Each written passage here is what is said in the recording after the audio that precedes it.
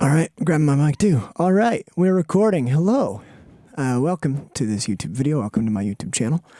Today we're going to be looking into the new Parallax update to NeuralDSP's Parallax. It's a multi-band based distortion processing schmutzing device that I've kind of fallen in love with. I've never really been a plugin guy when it comes to getting my bass sounds. I've always liked pedals and modelers and gear I can play with on the ground. But this is really one of the first plugins I've connected with in a way that feels like normal. So we're going to be going into that. I have really just been playing with it for the past couple minutes and thought, I'm going to record a video and hopefully journey along and help anyone out who might be deciding whether to buy this plugin or not. This is not endorsed or sponsored by NeuralDSP whatsoever. I don't really exist in that context. And yeah, it's fantastic. It is a really, really great plugin. Not being paid to say that at all. So let's go into it. Loading up the plugin. Here's the default settings. I'm plugged in straight to the front of my Apollo X4 interface with my Dingwall NG3. It is strung in BEAD with Payson strings. They're pretty dead. They're not necessarily super lively right now. So we'll get to kind of see one of the things I love most about Parallax, which is you can use flat wound instruments, you can use instruments with dead strings and still get really fantastic sounds. So here we go. Here's the default setting.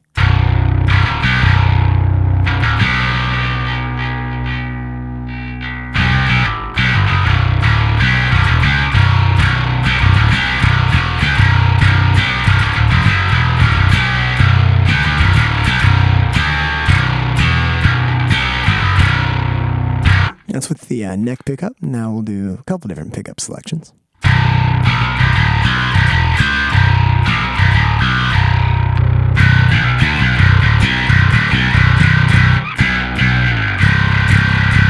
Cool, that's a cool sound. Let's stick on the neck and then neck and middle positions. Let's just start going through some presets. I've messed with some of these. They're kind of cool. My favorite so far, weirdly enough, is this clean.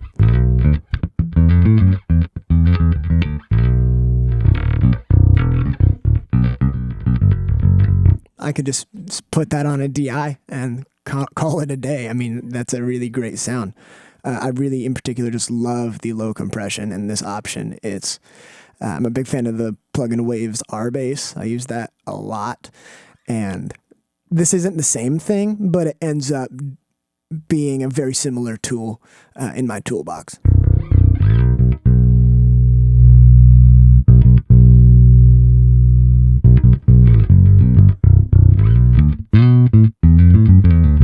Like, to me, that sounds kind of just like a mic'd up tube amp.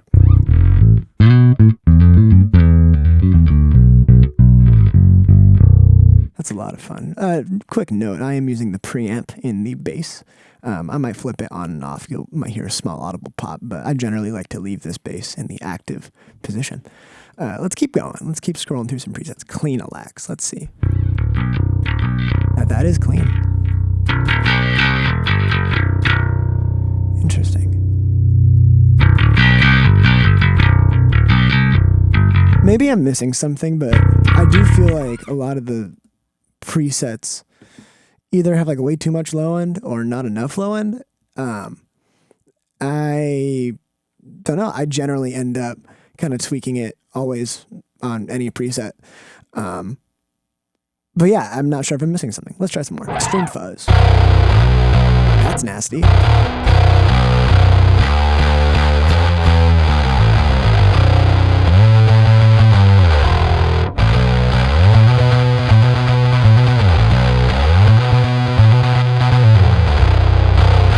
That's pretty awesome. It's almost like a bit crusher. Like, I would totally use that. I would 100% use that. Fat clean. I can get down with that. That is definitely fat. I also love seeing this kind of thing. Just seeing like a maxed out EQ always makes me kind of happy. Pop bass.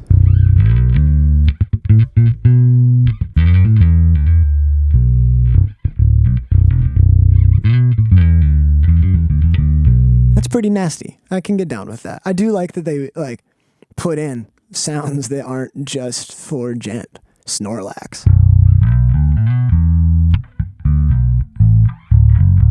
That's pretty cool. I mean, like super scoopy. But I kind of love that like raw top end thing. Let's keep going. That's pretty cool. It reminds me of the default sound.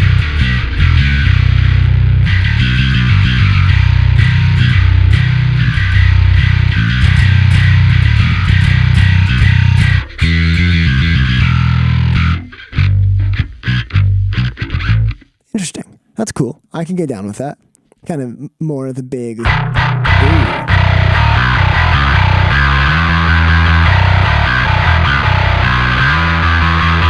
That's pretty cool. Let's keep going. I can get down with that. I could totally see that working in a very busy mix. Dumb dad tone. This is a Jacob Umansky preset. That's pretty cool. I can get down with that.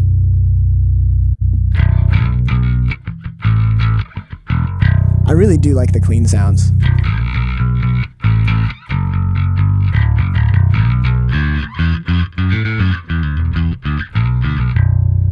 What I really want to do with this plugin is see if I could program sounds and get it to a point where I could just use this and the quad cortex live. Because right now I have a pedal board with a bunch of pedals on it, and then I have a pedal board with a quad cortex on it for a gig that I do that requires my pitch shifter inside of that.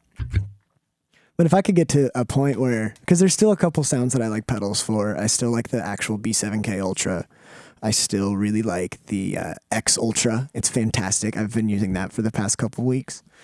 If you guys have any interest in seeing a pedal board video, definitely let me know. I'm totally open to doing that if there's interest. The Origin DCX bass definitely deserves a shout out. That's a really killer pedal. And I like pedal boards. I do like having pedals on a pedal board with a power supply and patch cables. But man, this plugin's really cool. That's pretty cool. Nice and thumpy and thick. Let's see.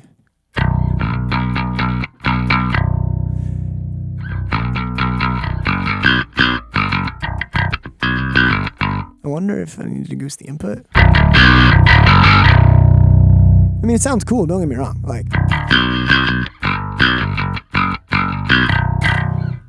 I can get down with that. You know, I'm sorry, I'm being too critical. I can get down with that. I do think that's a cool sound. I was just expecting something different when I clicked on rock bass. Toner.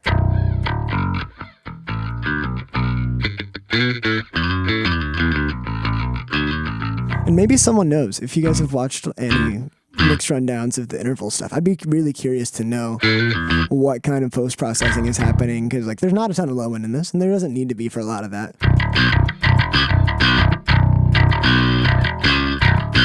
Or maybe I'm just completely wrong. I could be 100% wrong on the whole low end thing.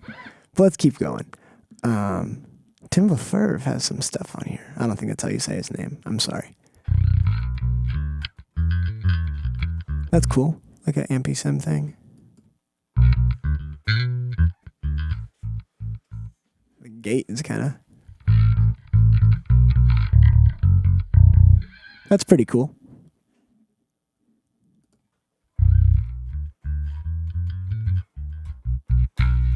If you're unable to hear it, definitely turn up your headphones. That is a lot of just like sub. Interesting. That's cool. Not sure how much I would use that.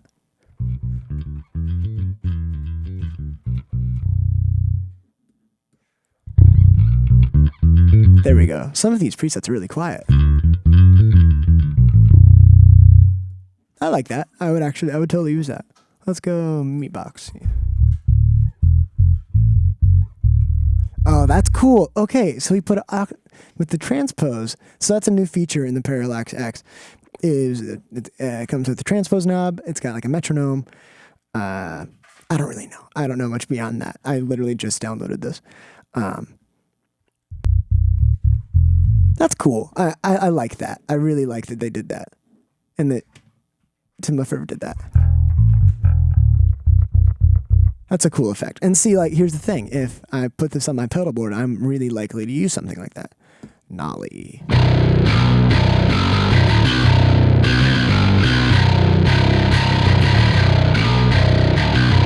See, I'm like down for that.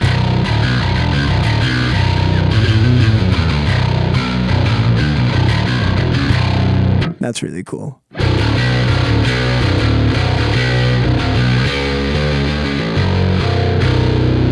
Yeah, okay, that's cool. Let's see, grind it too.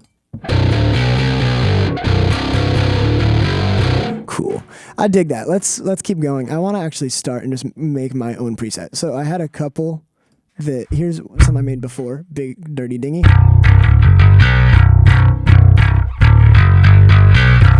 It's pretty nice. I've used this on a couple things. I remember being a little more dirty.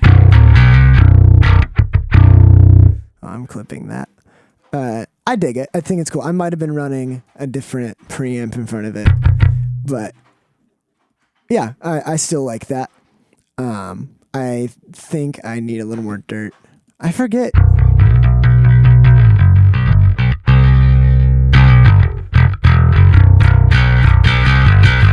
Nah, I like that. I take it back.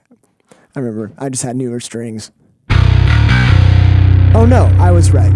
Because that definitely changed into like a fat, clean preset out of...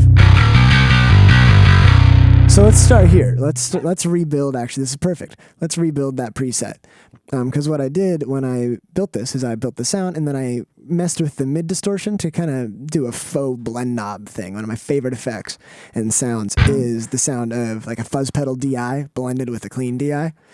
I do that with the pork and pickle on my pedal board, but if you're like a church nerd like me, a lot of the Hillsong records from like 2008 to 2012 had this cool blended fuzz sound that I just kind of, it was one of the first dirty bass sounds I remember hearing, and I've kind of loved to, come to really love it in certain band environments. So let's rebuild that. So this is what I mean. So basically what I was doing before is there was no mid distortion, or it was like super freaking low. And then listen to the snap in the front end of the note.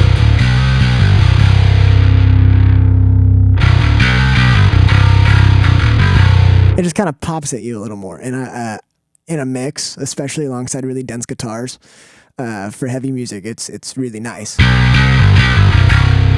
But I want to rebuild this in a way that's a little bit more than just taking out the blend. So let's do save as, Big Dirty Dinghy, E2.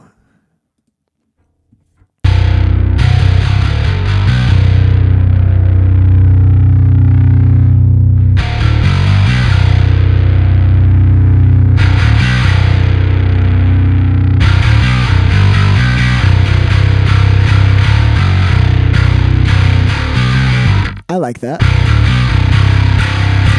One thing that this plugin does that, like, I didn't really get it until I started mixing a track that this was used on. The low B, you hear it flopping. Like with the clean and whatever compression thing they're doing here, but when I've used the X Ultra, when I've used the X7, when I've kind of mimicked this kind of effect inside of the Axe effects or the Helix, it doesn't ever do this, where in a mix you will just hear the low B string in such a clear and present way that blows my mind. If you listen to the Periphery 5, you can hear it on a bunch of the tracks of just this massive B string, or probably he's down to F sharp or something. I honestly don't know. But it's really unique.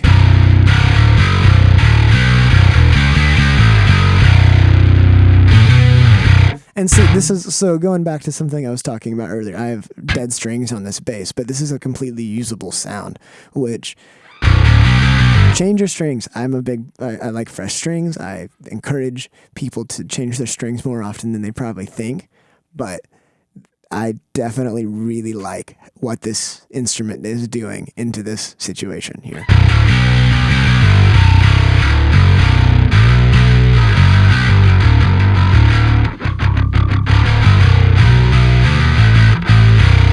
That's cool. I want to mess with the top end a little bit. One thing, I know that it's very difficult to make plugins. I do wish that the mid distortion thing was movable. If you've used FabFilter Saturn, which is another plugin that does something similar, it's nuts. You can move around the mid range, and you can get really unique kind of distortion sounds. Cool. I like that. I like that as a starting point. I'm gonna leave the EQ where it is. What's like, maybe I just have lost an ear for it, but to me, this sounds really nice and full, and not overly scooped, and yet I'm like not really doing much in the mids. I think it's stylistic as well. I'm sure that I would plug in like my tone hammer and immediately start disagreeing with myself. So this is how I like to set up my cabinets. I do this in the Fractal. I'll do this really anytime I'm using a cab sim. And I might flip it around, but I'll generally take a ribbon mic and a dynamic mic. And with some combination of the two, mic either the center of the cone with one and then the edge of the cone with the other. And I might do that with either the 57 on the center, like in this case, or the ribbon on the center. For some guitar sounds, I like to have the ribbon on the center. But for this, like, I want that kind of raw, sizzly thing that the 57 does. So just for kicks, let's listen to each mic on their own. So here's just the 57.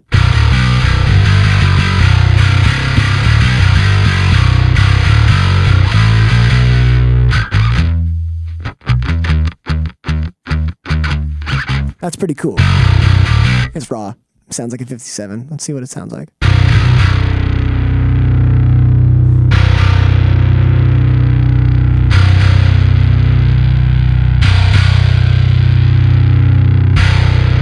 This is a cool effect.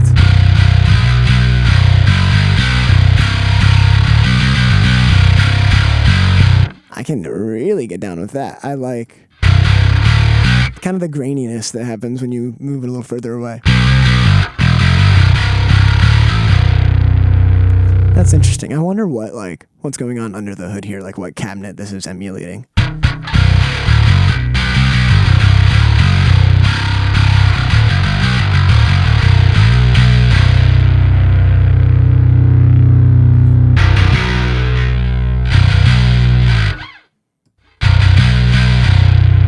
Let's do it like right there. Cool.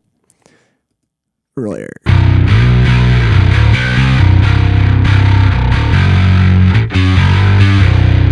That's cool. Let's try some different positions.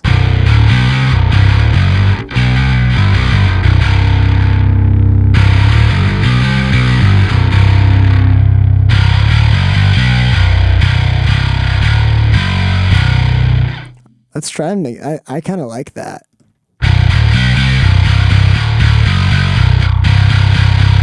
I'm not sure I want to commit to that as a sound with both mics. Because I feel like when both of them are doing it, you're getting rid of some body.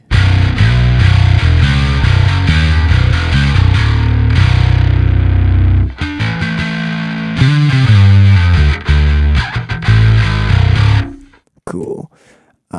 You're getting the absolute best of my 4 p.m. riffs in B standard. Did I not save that? Bruh. Okay, let's go back. It's right there. And let's go back over here. Yeah, shoot. That's really funny.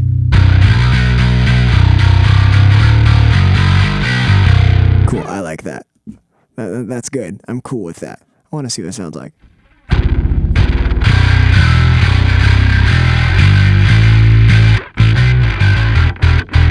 That sounds like an octave pedal. But let's try so I'm in B, so let's go down 5.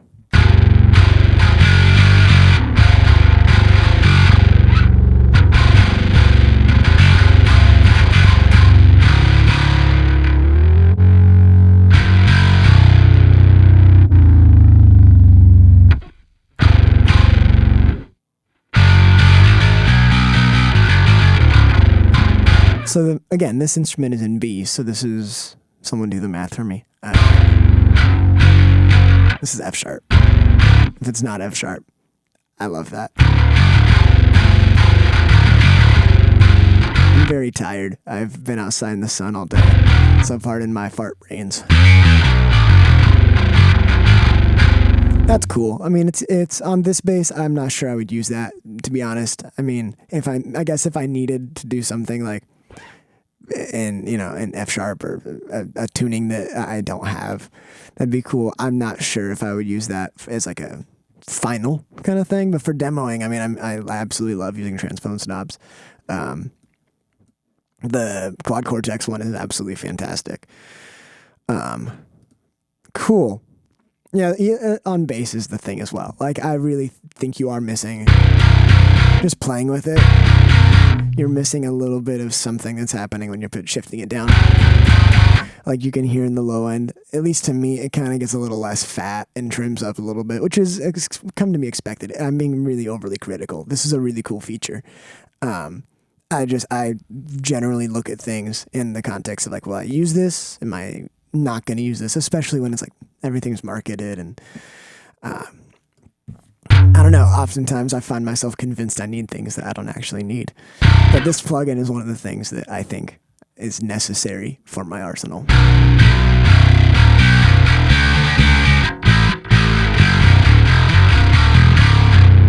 That's pretty nasty. Cool. So let's save that. And that's kind of that effect I was talking about to some extent, where you have the clean bass and then like really deep, kind of layered down, a really distorted kind of thing.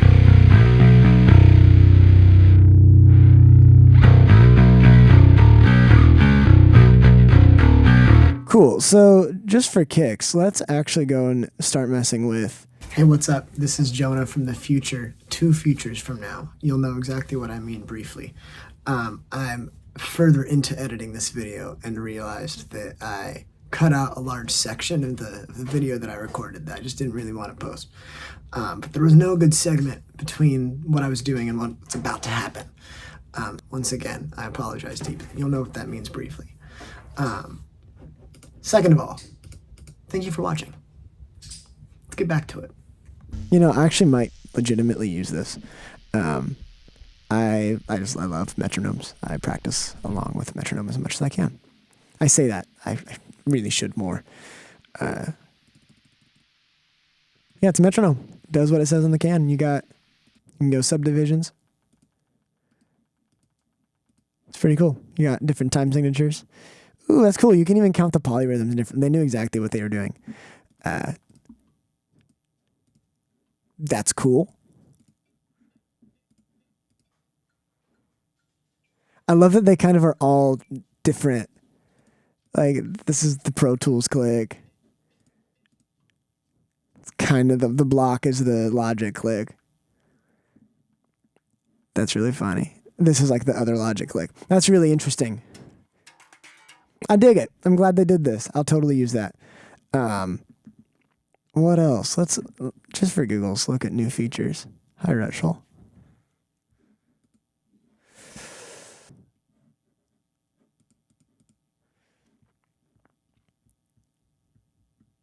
What is new? The tuner's new. I thought I had a tuner. Oh, is it the live tuner? Oh. It was at this moment that he knew. He f***ed up. What's up? Future Jonah here. I'm sitting editing this video and realized that I totally screwed up the process in syncing up the audio from Audio Hijack and Ableton.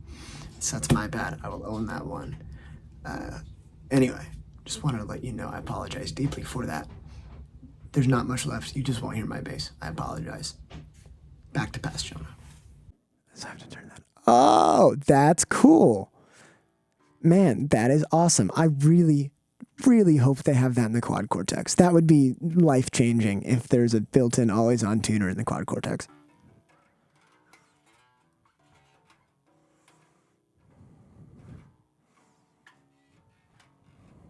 Cool. It's not the absolute fastest, but bro, it's a tuner. Like, come on. I'm needlessly picky about these things. You can resize it as well. That's nice. That's a nice feature. Awesome. Well, this has been a little bit of a dive into Parallax. We've talked about a lot of things. We've talked about pedals. We've talked about processing bass. We have talked about a lot of things. I'm a big fan of this plugin. Obviously, I have raved about it this entire time. The new features added in the X update really is awesome usability things. I do think that they being NeuralDSP are changing the game when it comes to just usability of gear. I mean, the Quad Cortex is so freaking usable. That was always a complaint that I had with any pod or Helix or like God knows the Kemper or the Fractal is you have to really learn how to use it. And that's super cool. And I love the Fractal. It's fantastic, but I had to spend a lot of time learning it. Whereas the Quad Cortex felt like my iPhone and was super integrated into just the way I'm already communicating with technology. And it's still a work in progress. It's still like they're still delivering on a lot of things that they said were going to be shipping features. And so we're still figuring that out. But obviously, it's still a great product. It's still fantastic. It's an interesting thing. I definitely find myself way less picky than I used to be, and yet complaining more about weird little quirky aspects of gear. But anyway, this has been a fun video. Thank you guys so much for watching. Feel free to check out my channel. Feel free to comment and like and subscribe if you are into this kind of thing. Let me know if there's anything in particular you would like to see in the comments section. Pedalboard videos, rig rundowns of other people. I'd love to know what YouTube kind of wants. So anyway, thank you so much. I'll catch you later.